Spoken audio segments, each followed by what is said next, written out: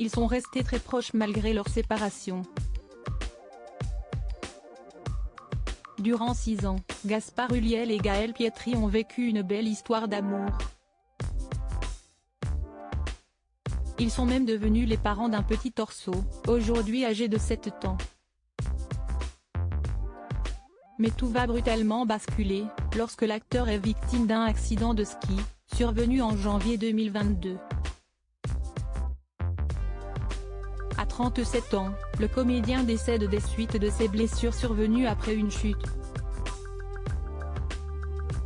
Un traumatisme pour Gaël Pietri qui a décidé de sortir de son silence dans un livre, Le temps de te dire adieu, à paraître le 26 avril prochain aux éditions Grasset. À l'occasion d'un entretien pour le journal du dimanche, la maman du petit Orso a accepté de se confier sur cette épreuve. Indiquant aller mieux, tout comme son fils, l'ancienne compagne de Gaspard Ulliel a vécu l'écriture de son ouvrage comme une vraie thérapie. Pour elle, il s'agit d'une lettre d'amour posthume, adressée à Gaspard et à notre fils, un hommage, un objet laissé en héritage pour dire à Orso que ses parents se sont aimés. Gaël Pietri revient sur le jour de l'accident de Gaspard Ulliel. Si aujourd'hui, les mois pansent leurs blessures, Gaël Pietri et son fils Orso resteront à jamais marqués par cette tragédie.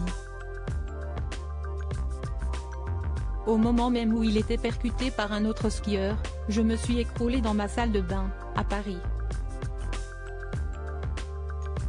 J'avais l'impression d'accoucher tout en recevant des coups de canif dans le ventre, une douleur insupportable.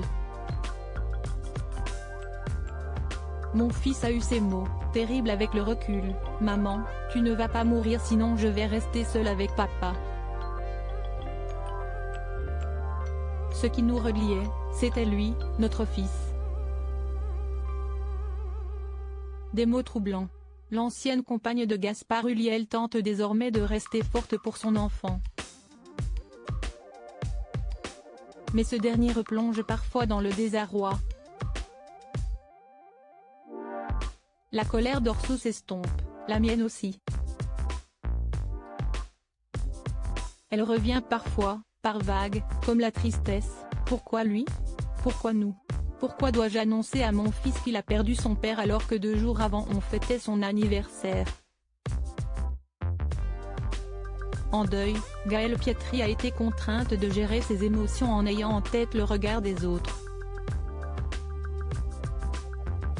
Vous devez non seulement gérer votre chagrin, celui de votre enfant, mais aussi les attentes des autres, des remarques et comportements déplacés, les photos volées d'Orso aux obsèques, les selfies sur la tombe, les fans qui s'inventent des vies avec lui. Une mère de famille s'est même autorisée à dire à la maman de Gaspard qu'elle souffrait plus qu'elle.